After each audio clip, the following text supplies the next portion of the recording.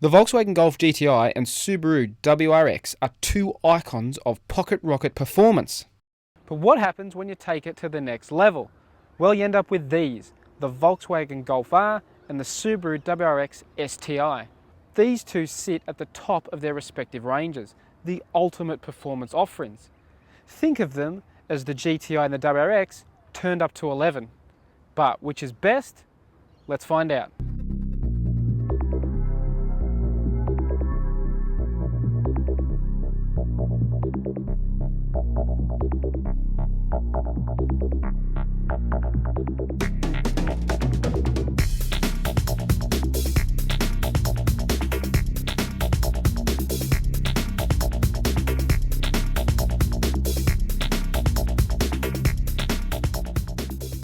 Let's start with how they stack up on value and interior comfort. It may have started life as a humble Golf hatch, but the Golf R feels premium inside.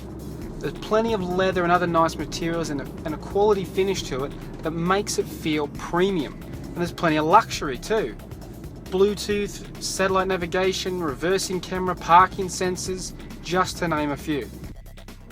The STI feels sportier than the Golf R, but that also means it doesn't feel quite as sophisticated. There's still plenty of luxury though, leather and Alcantara, and some goodies like sat-nav, Bluetooth and a reversing camera to name a few. But overall, it just lacks the same high-quality presentation that the Golf R has. It also misses out on a few bits of important gear. You don't get adjustable suspension like you do in the Golf, parking sensors, or bi-xenon headlights. The real question with these cars though is how well do they drive? The Volkswagen doesn't have the same outright firepower as the STI, but what it lacks in power and torque it more than makes up for with refinement and flexibility.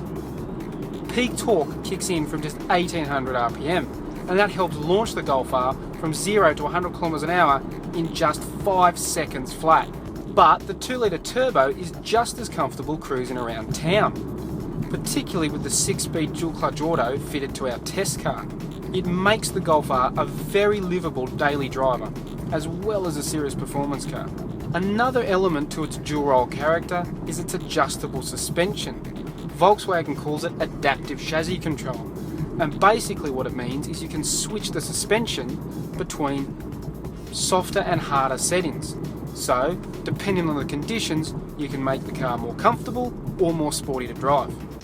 The Subaru punches out an extra 15 kilowatts of power and 27 newton meters of torque, but it uses an extra 3.3 litres of fuel per 100 k's, premium unleaded too, and it will only get you from 0 to 100 0.1 of a second faster. Now, like the interior, the mechanical package, the engine and the gearbox, also lacks the same refinement as the Golf R. Even with the adjustable SI drive that allows you to tweak just how responsive the engine is, even in its softest setting, the engine is still a little bit gruff. Another important element is the STI is not available with an automatic transmission, just this 6-speed manual.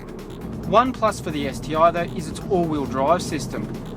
The Volkswagen is basically a part-time system, so it's only sending power to the rear wheels when they need it.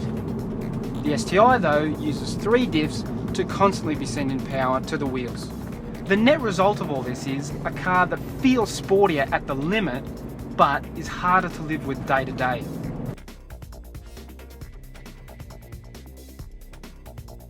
So what's the winner?